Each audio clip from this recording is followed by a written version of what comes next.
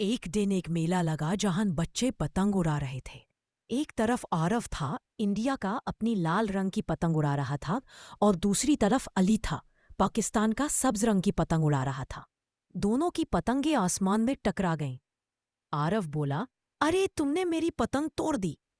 علی غصے سے بولا، نہیں، تمہاری پتنگ میری پتنگ سے ٹکرائے ہے۔ تبھی آسمان سے ایک جادوئی پرندہ نیچے آیا اور بولا، بچوں تم دونوں لڑائی کیوں کر رہے ہو؟ دوستی کرو، کیونکہ جب تمہاری پتنگیں ایک ساتھ اڑیں گی تو وہ آسمان میں رینبو بنا دیں گی۔ آرو اور علی ہنس دیے۔ انہوں نے اپنی دوریاں جوڑ کر ایک سپر پتنگ بنائی۔ وہ پتنگ آسمان میں گئی اور رنگ برنگی روشنی چھوڑنے لگی۔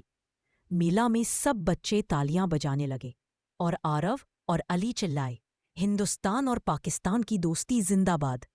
مورل: جب دوستی ہوتی ہے تو چھوٹی سی لڑائی بھی ایک نئی روشنی بنا دیتی ہے۔